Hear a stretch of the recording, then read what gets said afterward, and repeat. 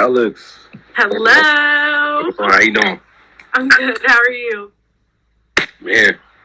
I know. It's late. I mean, when I first started doing like podcasting and stuff, like when we first started like You Up and stuff, Yeah. I was on Central Time, and so we were starting them at like 8:30 like CST, and so like it never really dawned on us, which I guess like 9:30 p.m. isn't that late, but when you go to work like all day and then you like jump on a podcast for like an hour, it could be a lot. But it never dawned on us. It was like 9:30. What's up, Cheese? Yo, Dax, what's going on, bro? What's up, Tills? It never dawned on us that like 9:30 is like kind of late, but it's a late night podcast, you know. Absolutely. Yeah. Man, if they want to see us, they'll be here. So that's right. And there's always a playback, but I think Tills, let's go. We're gonna talk about. So if you notice, the title is different. It's Suga and Friendz, so not the You Up podcast. So there's sometimes where I just don't want to talk about like relationships and dating, but I want to talk about like music more. And I feel like a lot of our guests that have been on like You Up podcast have just incidentally been musicians, but we never really get to like talk about y'all's music like in depth or any releases that y'all have. And so I was like, maybe I'll just like start a separate thing for y'all to like talk about like music or releases that y'all have. And our podcasts get really good playbacks. So people might not watch like during it, but they always watch a lot of times like afterwards. And so I'm like, MTS has an EP coming out. Like, I gotta have him on here, and I gotta help like, you know, telling everybody you gotta listen to the project because it's so good. Appreciate it. Thank you. Yeah, so that's why we're here tonight, if anybody is wondering. So this is the first episode. I wanted you to be my first episode of my new little. I feel honored, actually. I feel honored. Yeah, so you're gonna be the first. You're gonna be the first guest on here, first of many, and we're gonna talk about music. So yeah, we always start off every podcast. I've already asked you this, but like anything new this week? I know you had the album or the EP release. It was an interesting week. I've been enjoying it, you know, being out, but you know, it was supposed to come out Sunday. Apple Music, like for some reason, decided to put it out the 14th, which I don't mind, but at the same time, it just looked a little way for people, you know. But I'm glad it's out, and I've been getting some good reviews, so I've been enjoying the love I've been receiving from people, which is always good. Yeah, I've been just like incidentally, like I was on a live with Books like maybe like a couple days ago, and like we got on like the topic of like your album, because at that point, you know, Books and I had heard it, and so we were just again like we were amazed. So I was like so excited for you to come on, because like we had a lot to say about it during the live. But yeah, when you sent it to me, I was like, I can't wait to hear it. I was like being impatient, like I want to hear it, and then you sent it to me, and I was like, wait, what? Yeah. Because the funny thing is, I was putting one of my reels up, like the, you know, like build up the anticipation, and I seen it said MTS Music Smoke the Shake. I said, the fuck? Like, and then I went to Apple Music and seen it was out. I was like, damn, it's on Instagram and Apple Music, right? So it was like, fuck it, you know. That's hilarious though, because Apple Music is either they're like super late, like the people, like I use Spotify more than I use Apple Music, so either it's like the Apple Music folks have to like wait a couple hours like past like the Spotify people, because it'll already release on the release date of Spotify. So Apple is just kind of like weird in that, but it's out and it's here, and folks have been listening to it. So I spent the weekend listening to it and like just getting all my notes down, and so yeah, we'll just jump right into it. So the title of the album, Kathyan's Son, right? I'm saying that right? Absolutely. Yes, Kathyan's Son.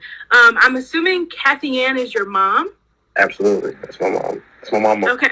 My mama. And I'm assuming she inspired the EP.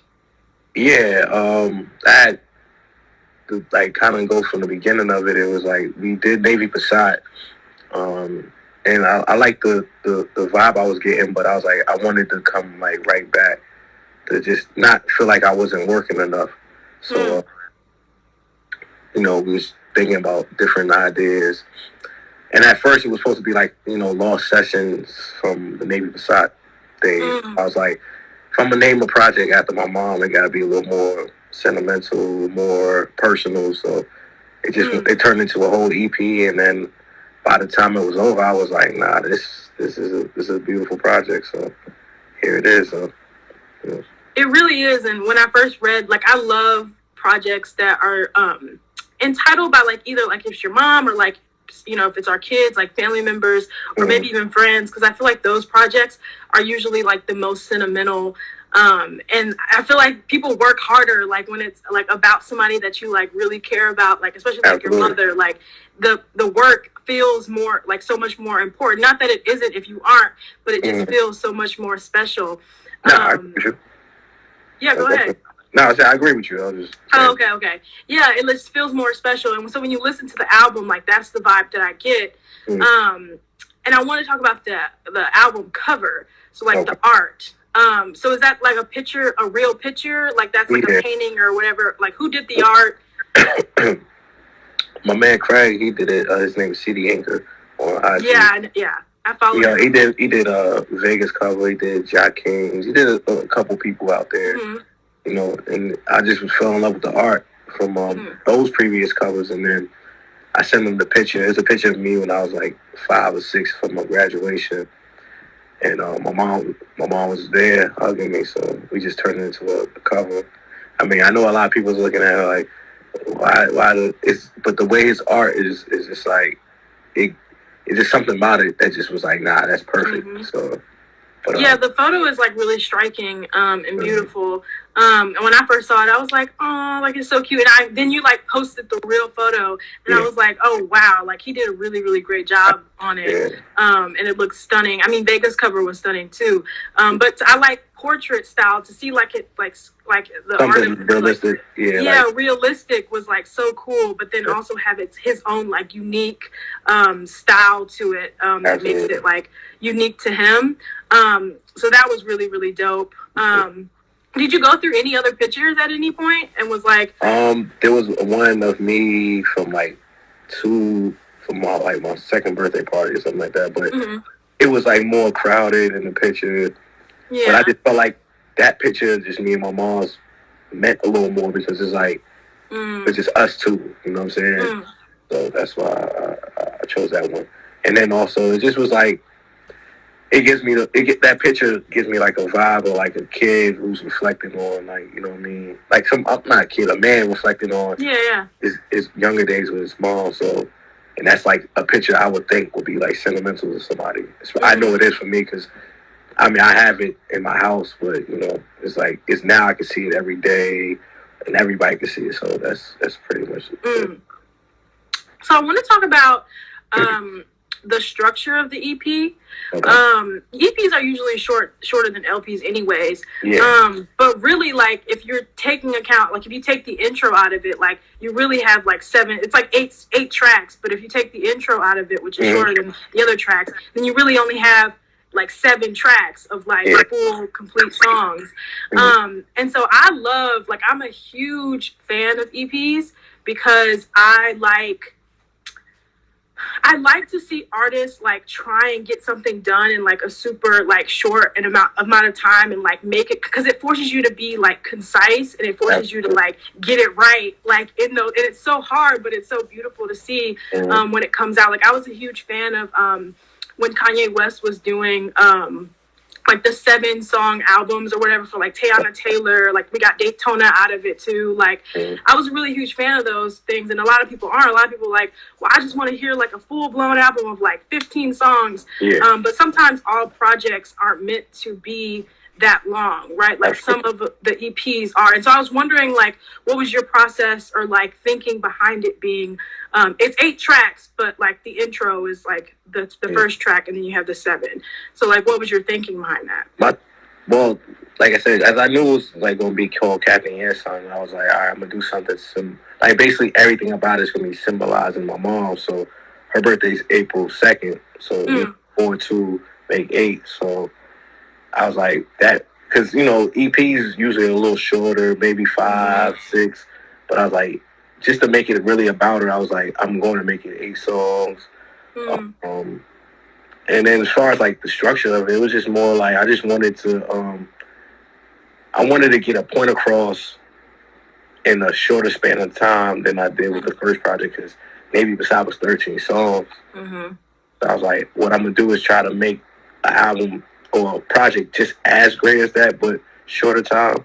And I think I did that with that project. It was just like, just making sure I get everything off as far as like talking about certain topics, giving like a lady records, the street records and all that, but also realizing I'm going to stay in that 8-song radius.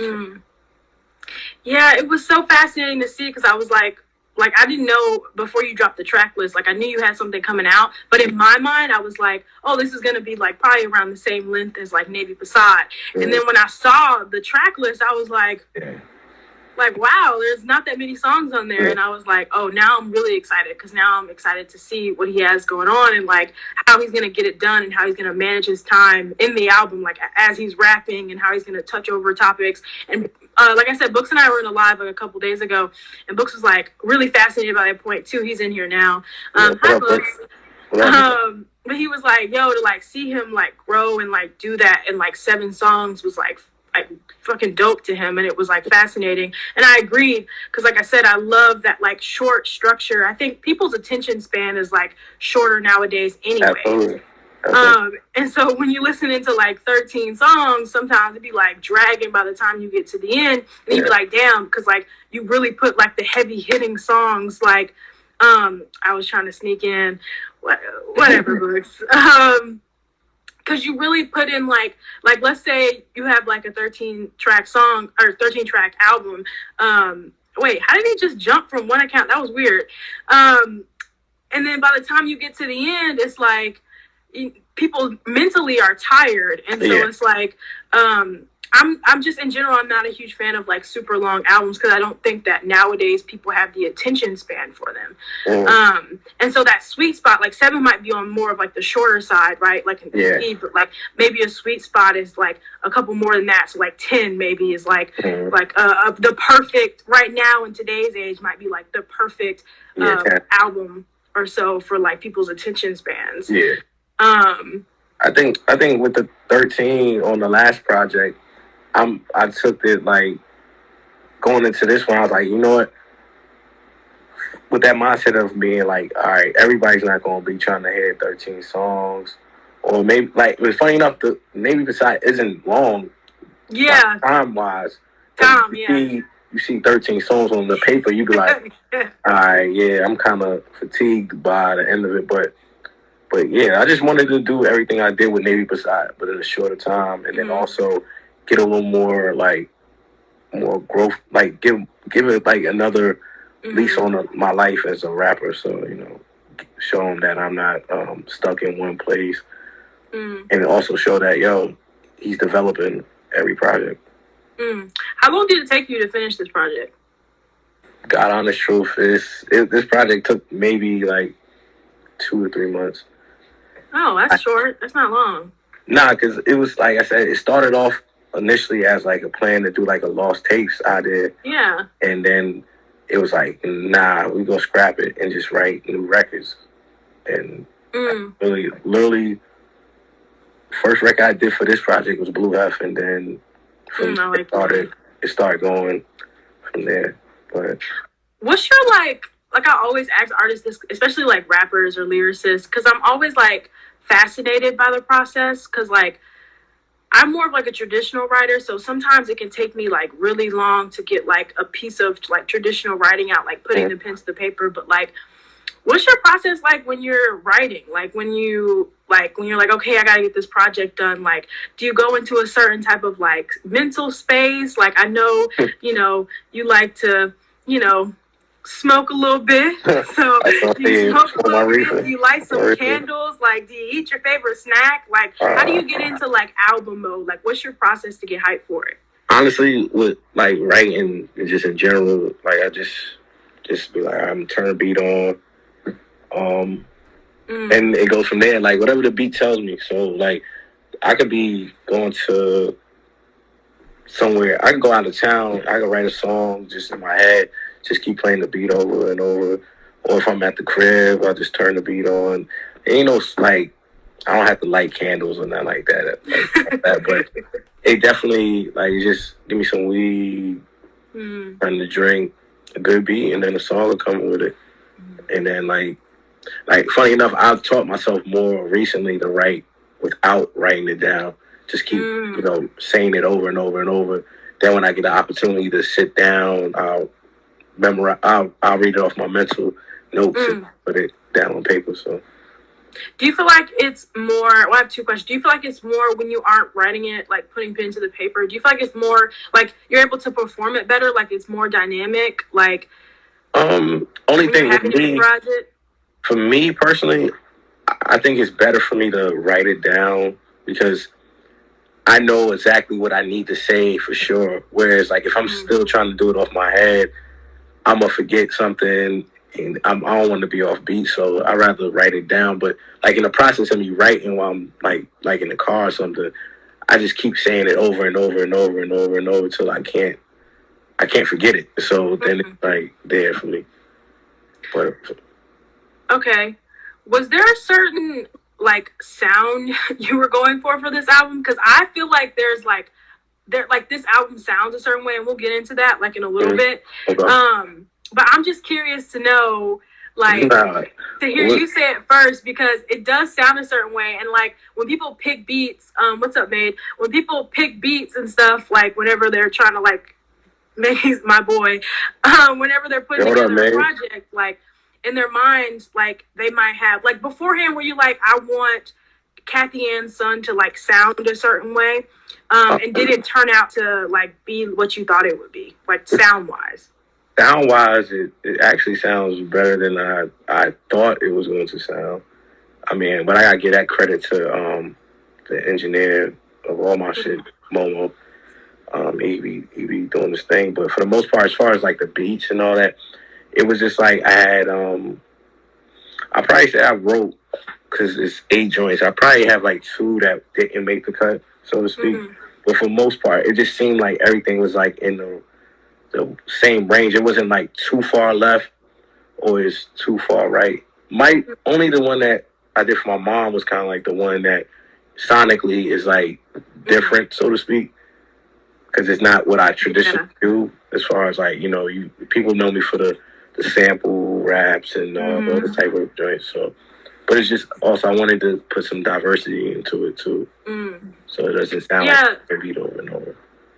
Yeah, that's what I kind of got from the EP too. Like there was a sound that I thought was like, it was consistent to me. Like a sound was consistent, but I also felt like there was diversity in it. Like every track didn't sound like the exact same. You know what I mean? But like there was definitely like a theme to it. And that theme to me, and I even told Books this, that theme to me was like a homey feeling. Like, I don't know, like for some reason when I was listening to the album, like it felt like homey, like it felt familiar, like it felt comfortable.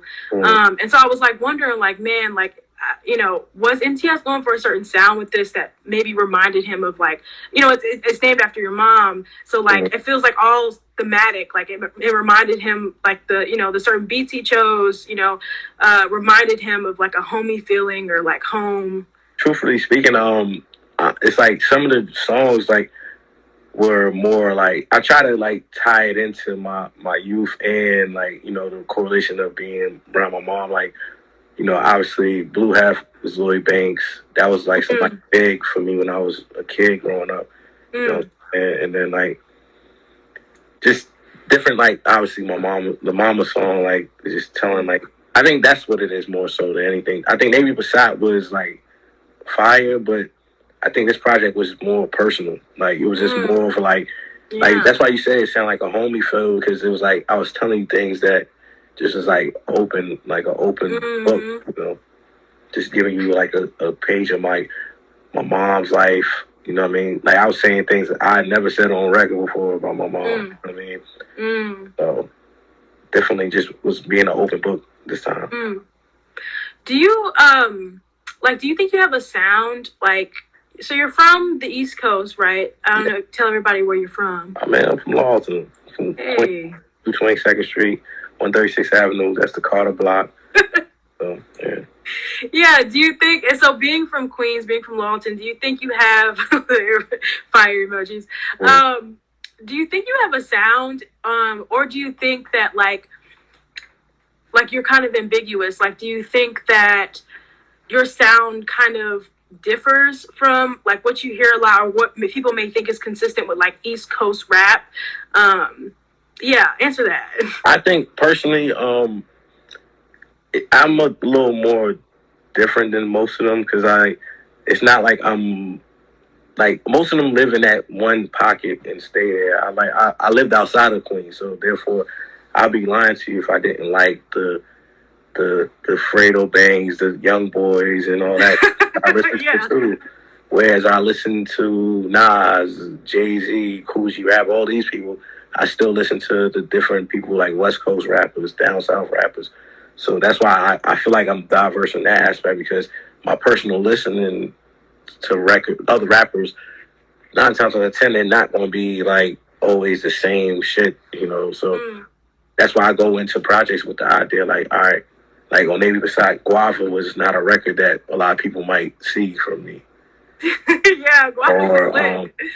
Yeah, that's a lot of people love that record. And then, like, with this one, like Cherrywoods, I felt like that was like... we're going to talk about Cherrywoods. Oh, but go ahead, sorry. We could actually talk about every song. I got to tell you the stories behind them and all. But for the most part, I'm just saying that it's just, I wanted to be diverse at all times. So just making sure people, like, get different feels. Like, I mean, that mixtape show shit, like Houston Sprewell and Camby's there. You got the Lady concept record with Cherrywoods. The shit about your mother, Momma.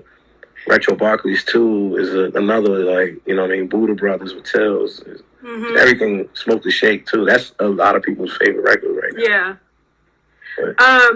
Yeah, I just wanted to ask you that, because I was like, when I listen to MTS, like, I don't get that, like, strict East Coast, like, I know that I can hear it, because there's always strands of it. Like, I feel like y'all can't ever just totally, like, not, and rightfully so. It's just the lingo too. Yeah, like, it's the lingo, right? It's your vernacular.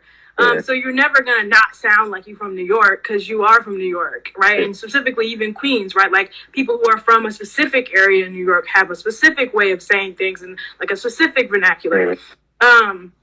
But your sound, like the musicality, like the instrumentation of your music, isn't always like that strict, like East Coast sound per se. Like you said, it's a little bit from everywhere. Yeah. If I'm in my car, I'm listening to, like, I have a shuffle. You hear like Rick Ross, you hear Larry June, you hear Drake, you hear Baby Stone Gorillas, you hear obviously Vega and Books. It's just like it don't just stay in one arena with me, because I just feel like I'm cheapening myself as a fan. Like, I want to know what's going on in Compton as much as I want to know what's going on in Chicago or Minnesota. It don't matter. I just want to feel different things and make a different, like, vibe. This dude here, Books, man. He said a bum-ass game. This dude, he be trolling me with that, but it's all good.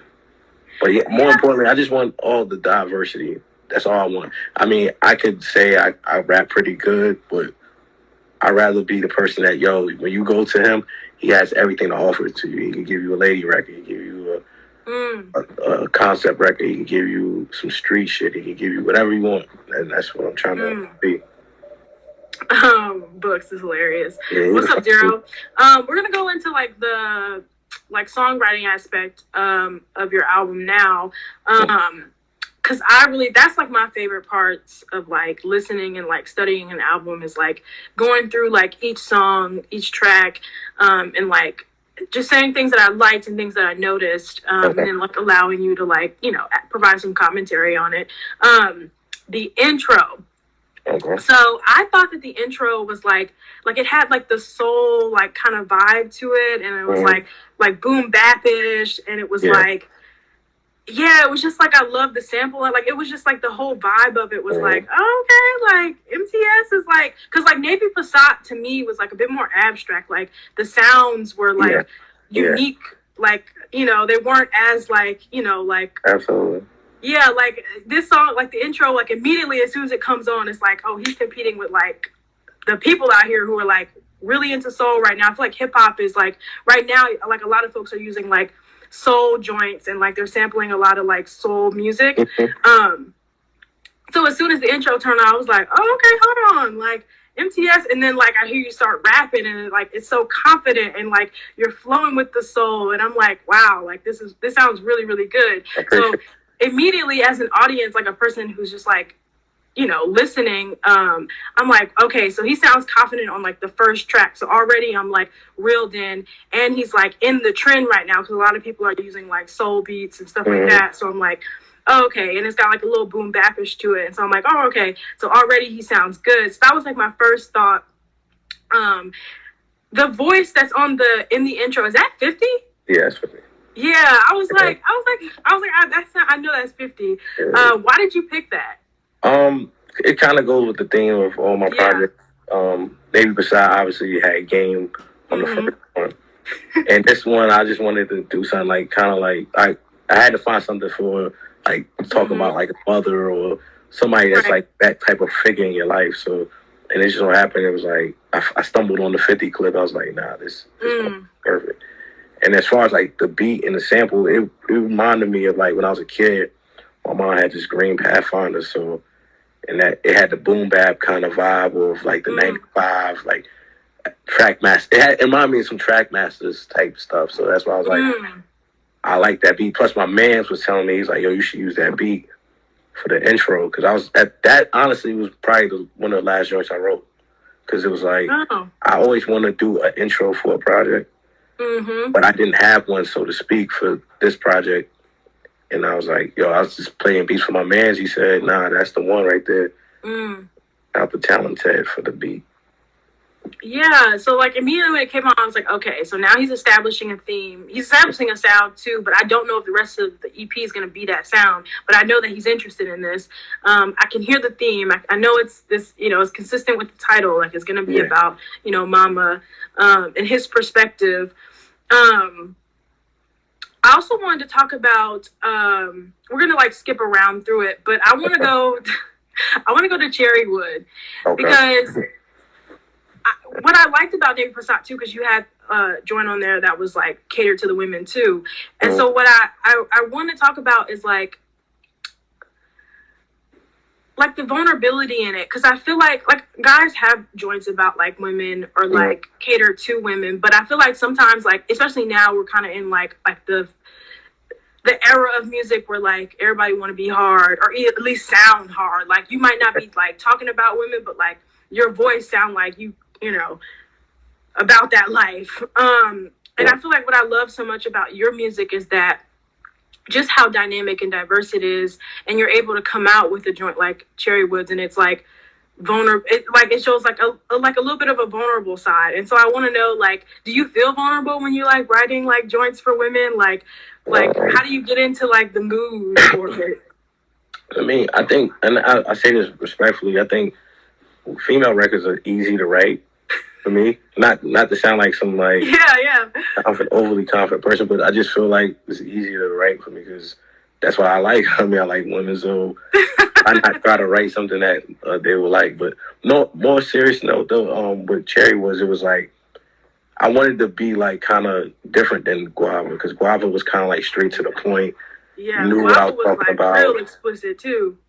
Yeah, but it was like you knew I was talking directly about a female who I was dealing with, or whatever the case may be. But but this one, it was like kind of paralleling two different things and comparing them. So I was like I tell people all the time, like I'm proud of that record a lot because it was like it took more to write that because it was being like you're taking a female who you're describing through a pair, like not comparing her to a pair of shoes, but you're telling her that you're like special, you're a rare thing to me.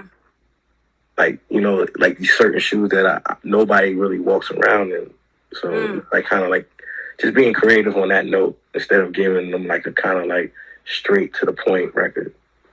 Yeah, I really liked it. I was like, as soon as it came on, I was like, oh, this sound like, and then like the first couple like lines, I'm like, oh, this sound like, at first I was trying to make sure it was about, like, it was a bit more romantic rather than like, because the theme of it is like your mom, but I like was making sure before I got too excited about it being a lady joint, I was like, is this going to be about, because sometimes when we make joints, like in respect to our parents, like it can almost sound romantic, but then I was like, nah, he's definitely talking about, he's not talking about his mom, like he's definitely talking about like somebody he's like romantically involved in. So then I got immediately it was inspired by true events, but yeah, you could tell, because like you can always tell, like this is why I say you can always tell when like people are taking like real things that have happened to them and like are speaking truth to it, because it just sounds like much more confident and real and authentic, and that's something that I get a lot when I listen to your music, is like authentic. Like I feel like when I listen to your music, I like feel relaxed and like comfortable, because I don't feel like I'm having to figure you out. You know, like I'm not having, like for other artists, I'm like having to do a lot of legwork and mental work to like figure them out, or like what they're going for. But like with you, I can just like sit back and like enjoy your music. And that's not to say that you're simple. That's just to say that you're really, really good at like conveying a message and like putting together a project that like puts your audience like at ease. Absolutely. If I had to describe my music, I call it interstate music, where it's like it's like you can put it on in the car, and you by the time you get to wherever you go, you're like, damn, that shit finished. Like, you know, it's one of those kind of feelings. Like it's different vibes, but it's all in like in a riding mode. So I definitely I try to make music that don't seem too like over loud. You know what I mean? More like. Just like smooth, because I'm not saying I'm smooth like I'm trying. Yeah, I get what you're saying, but you are though. Like, I'm from Queens. Nobody from Queens. Like if you're from Queens, you are like a smooth dude just by nature. Like I don't know. I think maybe like there's 50, but for the most part, all the Queens dudes were like smooth when I was coming up. So yeah, I just wanted to kind of keep it in the lineage. Yeah, and that's what, like, and that's so, like, being a part of a tradition is so important, and that's what, like, that's the feeling that I get, like, clearly I just explained, like, it do feel smooth, like, it feels, like, relaxed, like, it feels confident, so I really, really enjoy that, and I also wanted to talk about, like, hooks, too, because I even from like a difference between Navy Passat and then Kathyan's Son, I see like a lot more of growth in like hooks and like including them in the songs, and like good hooks too. Like we're gonna talk about Houston Sprewell in a minute, and Camby. We're gonna talk about that, because that I thought was like had the greatest hook on the joint to me. That was like when I heard that I was like woo. But like this song, Cherrywoods also has a hook on it, and I think like you did a really good job with it, and it was consistent, and I could tell when the hook was coming, and I could remember it was something that was like simple. And so I wanted to talk about like hooks. Like, are you working on that like as an artist? Do you feel like you have a natural gift with hooks? Like, where are you when you were like, what you're thinking when you're writing hooks? As far as like, I feel like I have a natural gift for hooks, because it's just like I said, it goes to my diversity, because I realize with music that catch people's ears, it don't have to be necessarily simple. It just gotta be something that you can catch somebody's ear and remember it. So like when I go in the process of writing a song, first of all, if I'm writing a song, I have to have the hook done first, because it's like I need to know what I can work with from there. Because if the hook isn't right, then the song really doesn't pan out. I mean, you can have great verses, but if the hook is garbage, you're gonna be like, all right, I'm cool. I don't want to listen to this. I just want to at bare minimum, let the hook catch your ear, and you be like caught off it, and then go into the verses like, all right, yeah, he can rap good too, but that hook is what gets us there. Shout out to Serge. What's going on? Yeah, what's up, Serge? But yeah, I noticed that, because I was like, wait a minute, like MTS kind of going crazy with the hooks on this album or this EP. I'm like, I do that for sure. This project, just to make sure, like, because the other was a little more rapidy rap. Now I'm trying to get the more hooks out there so people can see I'm an artist more than a rap. Yeah, like that's such a great mindset to have, and I love that you said that, like an artist more than a rapper. Like sometimes I think, like even my favorite like rappers, sometimes I think get too caught up in the rapidy rap, and this is what I love about books too. Like I feel like y'all have a gift in that like y'all can step out of like the being too cool and like making joints for the ladies, like adding them hooks in there and like aspiring to be, you know, an artist rather than just like a rapidy rap. And you're not prioritizing, like you still rap, right? Like your verses are still up to par, but you also prioritize the other aspects of great songwriting, which are like hooks, right? Breakdowns, right? And you play off of those. And I think that's a really great mindset to have. And like, you know, as a person who's been on the other side, more executive sides of like working for management companies or like labels, like when they look for artists, like a lot of times they look for people who like are dealing more in the artistry of it, you know, rather than just like the hard rapidy rap. Because at some point you're going to need a player that can work all of it, right? Because just like you keep saying, like a consistent word throughout this episode is like diversity. And having diversity, what's up, Darian? Having diversity is so good to have when you're making good music. Like it's just good music, you know what I mean? That's what it boils down to. I wanted to talk about, because this is how we're gonna go into Houston Sprewell. I want to talk about features, because you do have features on this album, and I want to know like your general like overall thoughts on like features and like how you go about picking who's gonna be on like each of the track. Like when you do decide you want features on there, like who's gonna be on them. Like I noticed you have like, even on Navy Passat, like you're gonna always have your brothers on there, right? You're gonna always have Books and Tills and Vega. But like, what's your thought process? Like, how do you, you know, use their superpowers and how do you place them?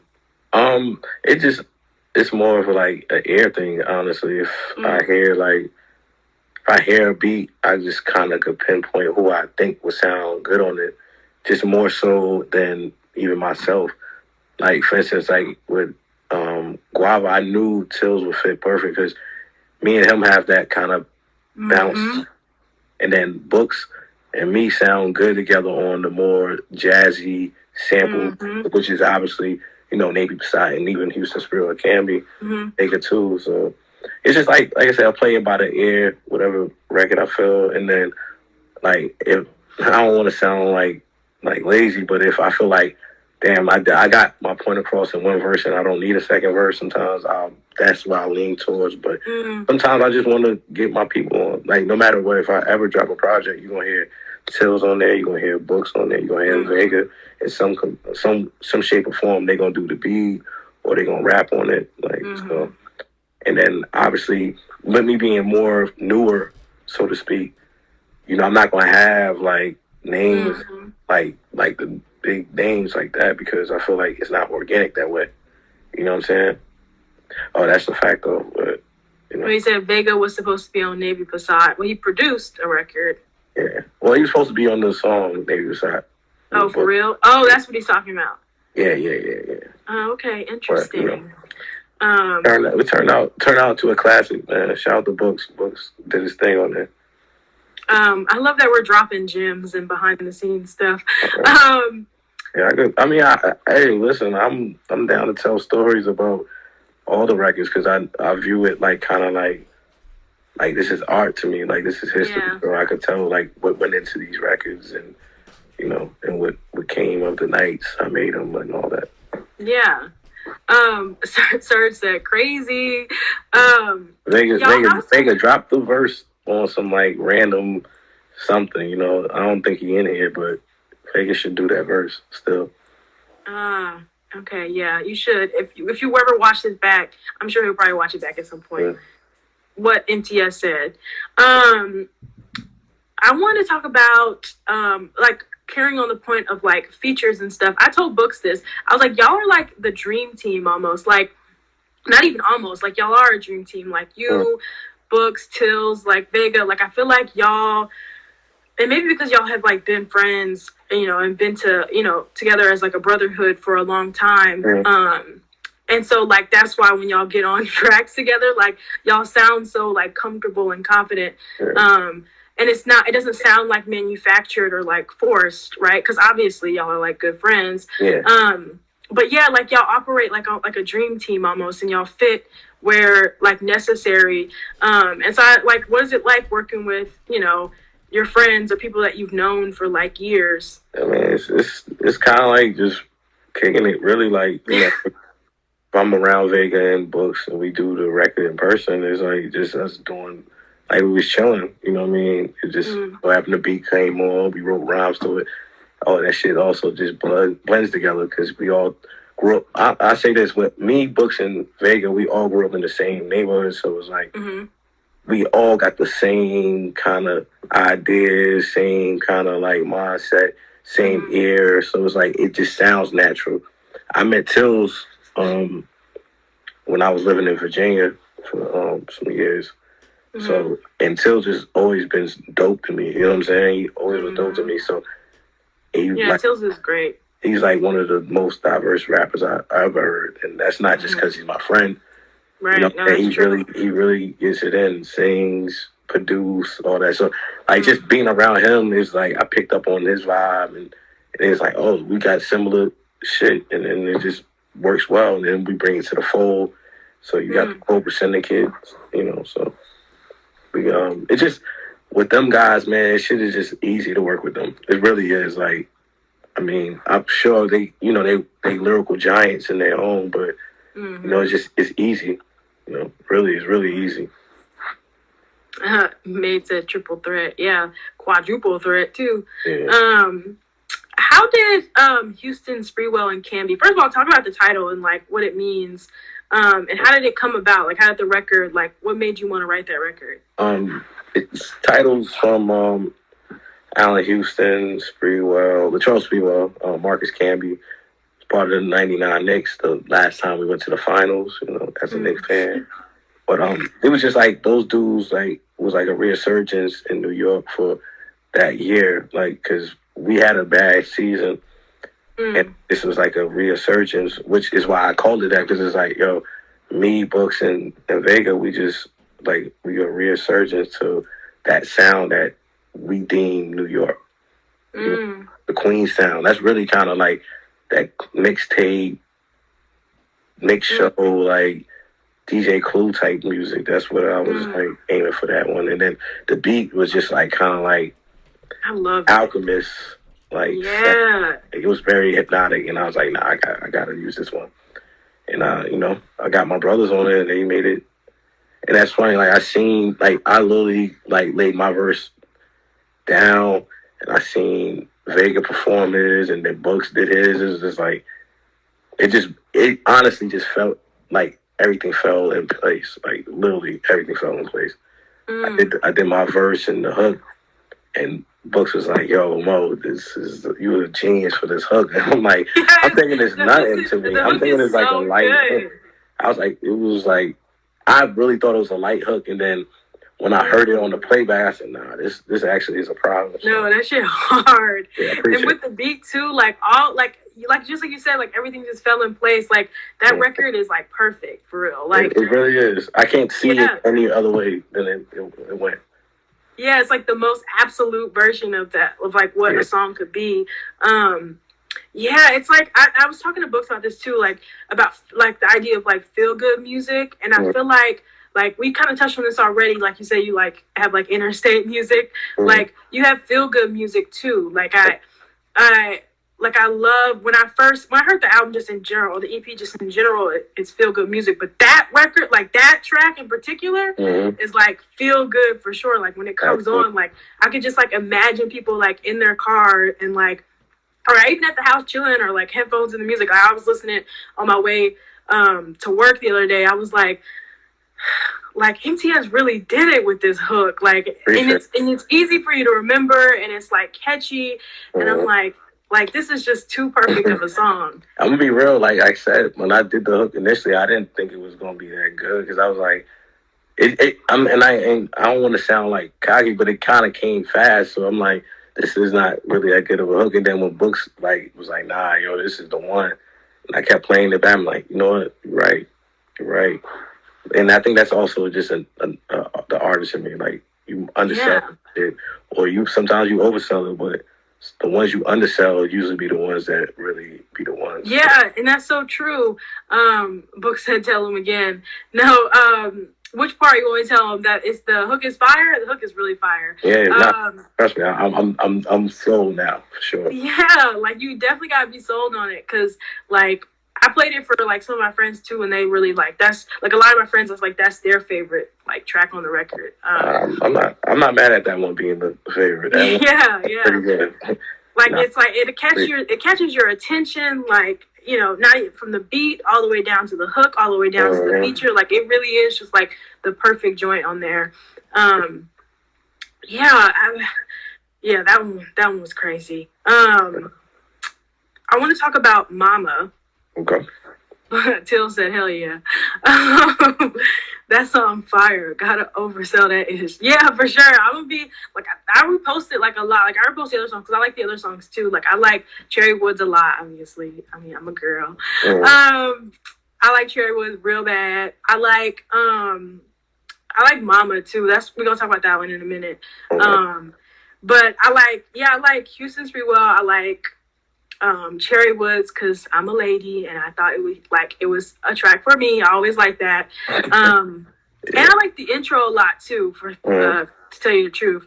But we're gonna talk about Momma, because I was getting in my feels when I was like listening to that song. Like I was like, you're so relaxed and you're so chill. Like I never think that like men are emotional, because that's like, we're humans. Like everybody's emotional. Like everybody can tap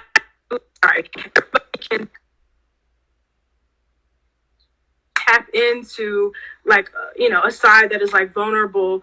But when I heard that, I was like, when I heard that song, when I heard Momma, I was like, whoa, like I feel like he's like tapping into like, a different level of vulnerability. So just talk about like the process for writing that song, and like if it was easy for you, like, did you have to tap into a certain space? Like it's your mom. It's it's one of the records like it shouldn't be too hard to write, because that's your mother, you know what I'm saying? Right. You should know what you want to say to your mom and the ways you want to honor her. But as far as the writing goes, it was actually the last record I did for the project, for sure. And I just heard the beat and it was just like, I mean, obviously the same sample as Dead Mama, so it was like I was just about to say, I had that written down. I was like, but I thought the producer did a really good job. Like whoever produced it did a really good job of like repurposing it and like not making it like so obvious, right? Like, but like if Dear Mama, like you could it's like just hear it. The sample so like it's like as soon as you hear the sample, you think of Dear Mama. So it's like when he cooked it up a little different. And it's honestly, like I said, it's the most like different sound on the project, because it's like I wanted to, like I said, I want to make sure I get you in the diverse bag for sure. But and just writing for my mom's, it was just like, it was easy, man. It was really easy. I just thought about all the times as a kid and all the things I would want to say to my mom on the record, So it was like all the problems we had, all the problems she went through, good or bad. I was just wanted the record. And then obviously you hear my kids at the end of the record. Yeah. That's why I say it had me in my feels, because I was like the same way it does like when you listen to Dear Mama, like anytime somebody's like dedicating a song to somebody, especially if it's your mama, it's gonna like put the little eyes. That's how like it had me feeling like that record was like, I love that though. I love the vulnerability and like I love like stepping out. Like you don't always step for your mama, but like we have our favorite artists like we listen to, and some of them don't have tracks about their mama yet, or like they don't come out with it, but like I still just love the vulnerability, and I love like hearing it being pieced together, in a song, and like like I don't know, it's just something really special about it. It's one of them records, man, that like if I hear it, it's like one of them, like to catch me in the wrong time, I could get a little crazy, but for most, it's just like it's just one of the records, man. I just wanted to do one of those for my mom, so she, like, when she hears it, she knows her son loves her. And, it's one of, like I said, the project in general, like, she gave me the okay of it, so that's all that matters, she loved it. Yeah, I know she gonna be spinning that, girl, because especially with that sample in there, like, that's hard. Like I sent it to her straight out of the studio. She was like, nah, she liked this one. Yeah. I can't really listen to most of your shit, but Well, she ain't say shit, but she's saying listen to most of my music because, you know, she's an older woman, so she's not really trying to hear that, but she loved that one. Yeah, and it's so like a part of, you know, it's like a part of the tradition, and it's, you know, song dedications to mothers, and like it just goes back to like your musicality. Like I feel like you're really like operating on a different level, and I think this album really shows, I think, a lot of your strengths, and like I think even more than like Navy Passat did, and like being how well rounded you are. And I think when people listen to this project, they're gonna think the same thing and be like, oh, like I didn't know it's like MTS get down like this. Like they're gonna be like, I've been getting a lot of that. A lot of people been telling me, yo, like, damn, yo, I didn't know you had it like that. I was like, oh, I know what I got. It's just now it's time to whirl ahead.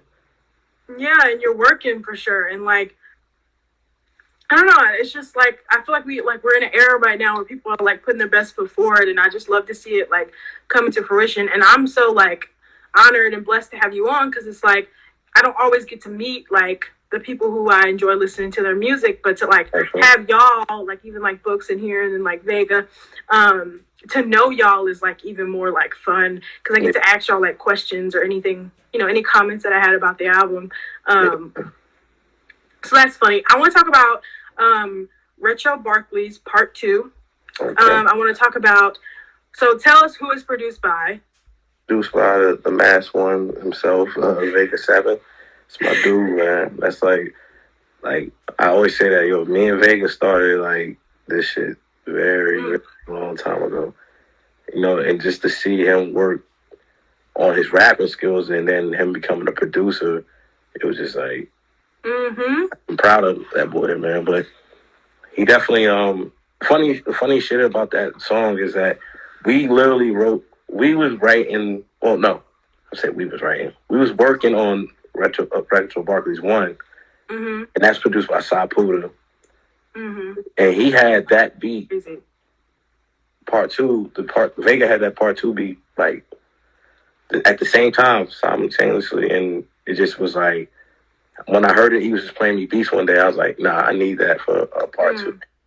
And he's like, I got you, you know, but I had to put a little lean on him, like, yo, I need that, and you don't understand. But it turned out fire, man. It did. And Can I ask you a question? Sure. You like it better than Part 1? I don't know. Like, I hate asking questions. Like, if I like it better, I like the sound of it a lot. Like, I like that. Like, I like Vega's like takes on like abstract sounds and like uniqueness and like minimalist. Okay. And so I'm more of a fan of like minimalism. Like I like the sound. Like I like for things not. Sometimes I like the drums and I like you know the extra stuff too. But like I'm more of a fan of like sometimes just hearing the voice of like the person that's on it. And so that's what I really liked about this Part 2, is that it like the beat wasn't like super overpowering, and like you had joints on the EP that like did that were like you know good records like that you spin and it's like gets you pumped up, and then you need that like minimalism, you need that like I just want to hear like MTS on it, and so I thought he did a really great job. I don't know if I like one better than the other. I guess if I had to pick, like maybe it'd be Part 2. I don't know, but yeah, those are my thoughts about that, though. We had a discussion. I personally, like, Retro Barkley's is like one of my, like, known records. I know. Played on radios and all that. But Part 2 just, like, has something about it just, like, is dear to me. Like, and I think it's funny that the drums he used on it was just, like, kind of like some like Def Poetry Jam type sound. Yeah, like it wasn't like doing too much. It wasn't no boom boom, like, you know. Yeah, absolutely. So I'm like that Part 2 just was like fire, and then I just heard the beat. I was like, let me just bring it up and keep the same hook, but you know, change it up a little bit. And like I said, rest in peace to ASAP Yams. You know, that was a dude of mine. So.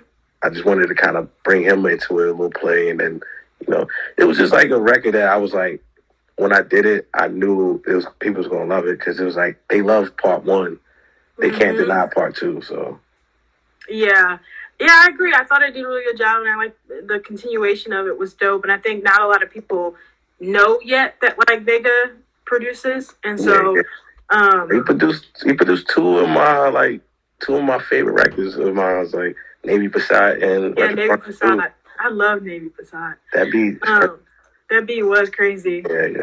I remember the first time he like sent it to me and I like listened to it. Like he sent me the whole project, and then he was like, "I produced this specific one that was on here," and I heard it and I was like, "What?" It didn't sound like anything that I had heard before. Absolutely. And that's like from your voice all the way down to like his, beat, like him producing it. And so I felt the same way about part 2 is like, it doesn't sound like anything that I've heard before. And it's like unique.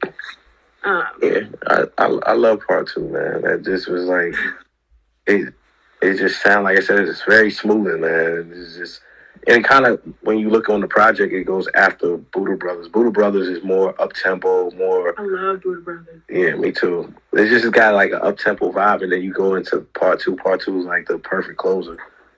It's like, bring it home, smooth style, so...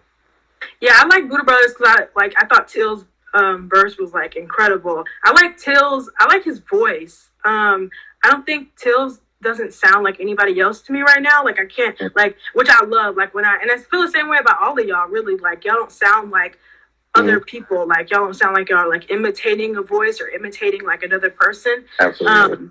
And so when I heard like Till's, I was like, Till sound like he's been doing this for like 30 years. Like he's so confident. Like he's so like, it was a perfect feature. Like I thought y'all were really complimentary for each other. And the sounds just were like flowing. And I was like, they done did it again. It's like track after track. I'm like, God damn. Like, yeah, man, that's doing it again. That's I'm Scott Hall. He's Kevin Nash, man. It's like we just work together, man. We just work. I don't know what it is about me and Till. We just, when we get on a record, it's just, we come out duking, like swinging for the bat. Like I would never go into a record with Tills and not give my 110%. Yeah, May said, need that Tills MTS tape. True. I feel like y'all. Oh yeah, I mean, we got something cooking up. We had like a couple joints ready for it. So Till said that's on the way. We gotta hear it, Till. For sure. Yeah. Tills makes great music too. He has great level of musicality. I want to say this about Tills, right? Yeah. Tills has one record that I wish I wrote. When you hear that's, as an artist, when you hear somebody write a song that you say, "Damn, I wish I would have wrote that." Like he has a song called "Go Get Your Bag." I wish I wrote that. It was one of those. He's a monster. Yeah. Tills is great. I listen whenever they could put me onto him. And I was like, oh gosh, like all y'all are like, it's just so unbelievable. Like it's so crazy. Like I think from y'all I learned that like, and which I kind of already knew this, like I'm really into underground rap and underground music in general, like any genre.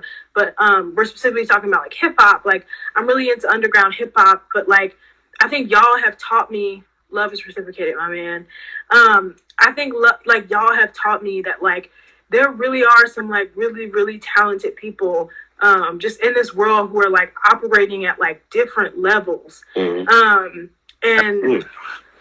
it's just so beautiful to like get put in position to like hear those voices, and like that's why I like do these things like with you and like with books, because like I have friends who love rap music, and I have like almost 1,000 people on my friend list, and they're like, within this album is some heat. I can't wait to let it rock. Yes, my goodness, Darian. Thank you. Appreciate it. It plays so good in the car. I've already tried it. It plays really well. Right. But see, like Darian is a good friend of mine. Like that's why I share his music, because I'm like, there are people like on my friend list who like would love to, they're always looking for people to like listen to and like tap into, and like y'all can, like what's so special is like y'all consistently do it, like y'all do it well, like effectively and consistently. And so like that's what people are looking for. They're looking for that artist that they can consistently get good music from. And y'all are so authentic. And so that's one thing I've learned about like dealing with y'all is like there's so many great like artists who are like up and coming and like on the rise. And so that's really why I do this, is to like, yeah, put my friends on to some good ass music. Yeah, that's word of mouth. Word of mouth is the best source. Like, man. But I appreciate it though. Honestly, yeah. I appreciate that.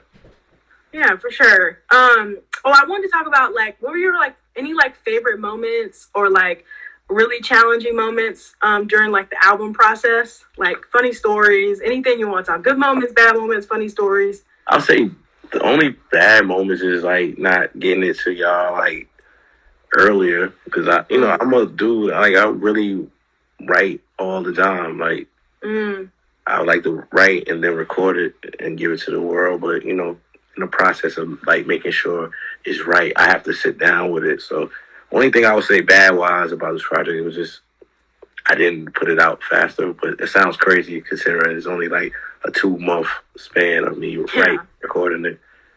But and then as far as like good moments, I mean, just like seeing Vega do his verse in person, like I was like right there. We did that in my son's bedroom, so it's like shit like that is memories I will never forget.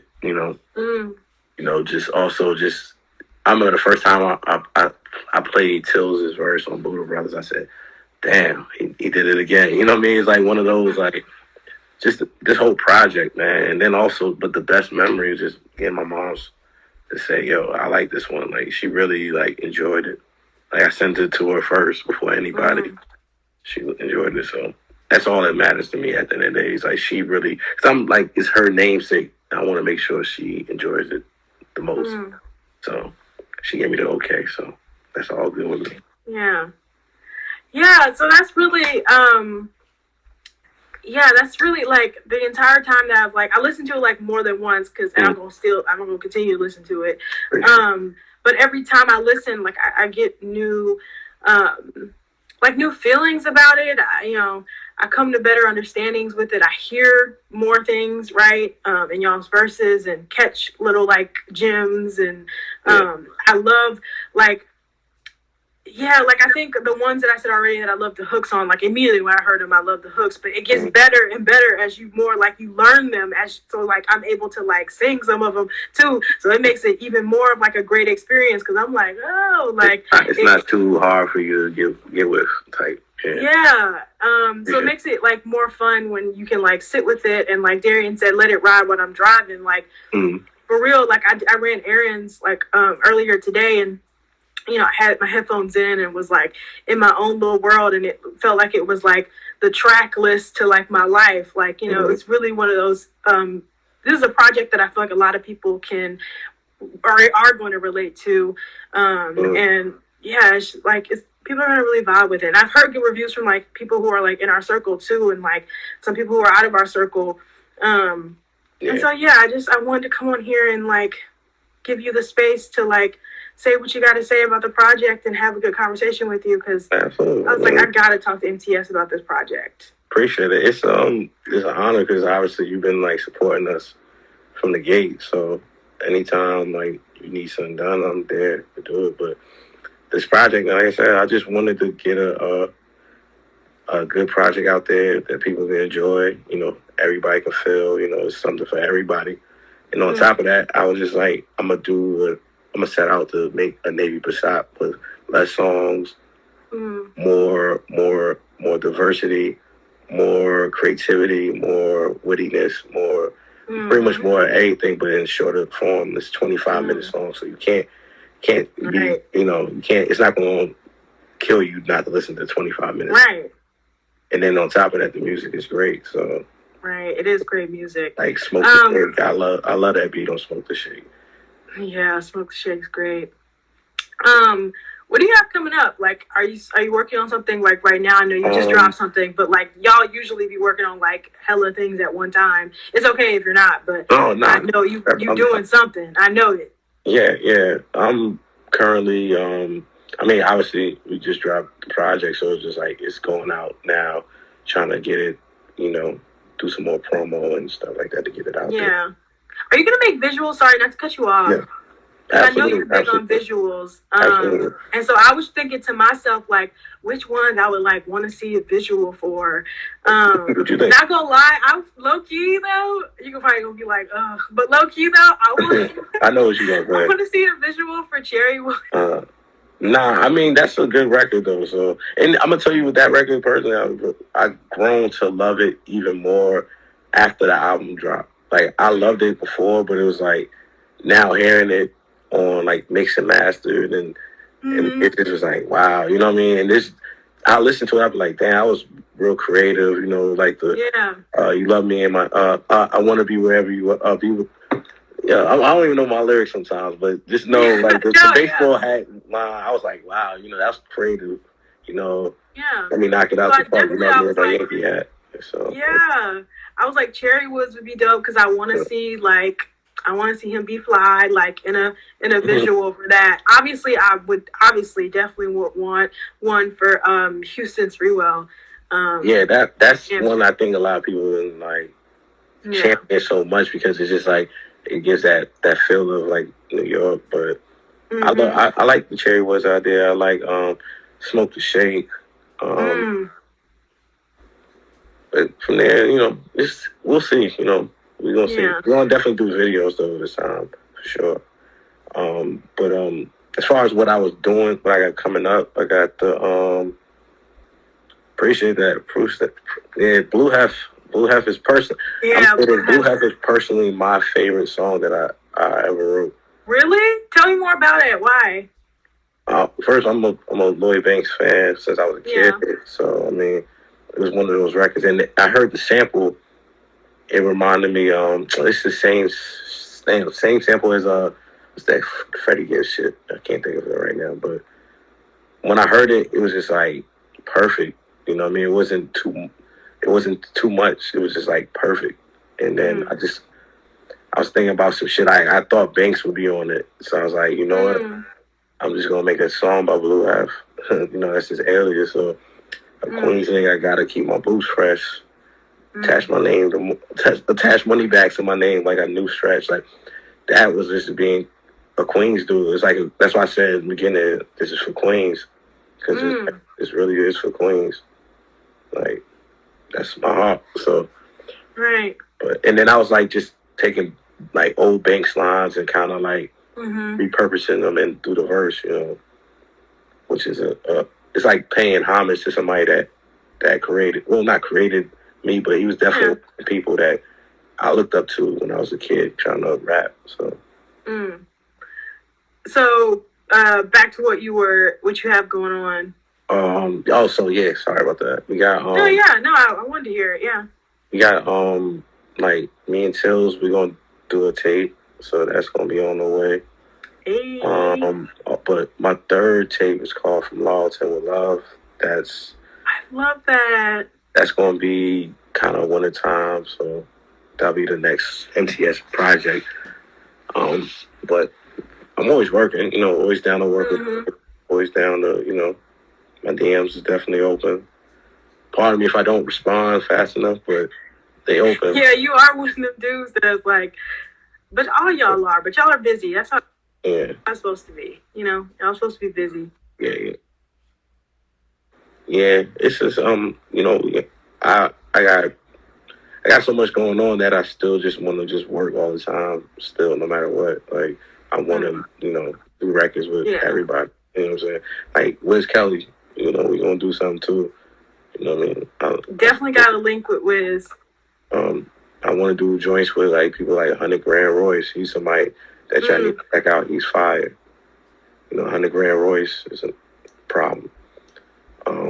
But yeah, more so I just got some work coming up, you know, for y'all. So Wiz said it's up when I get this pack together. Oh, okay, yeah, we can definitely do that. But I just want to work with anybody that want to work with me, if it makes sense, you know. So if y'all want to work, let's get to it. And then, definitely hit him up.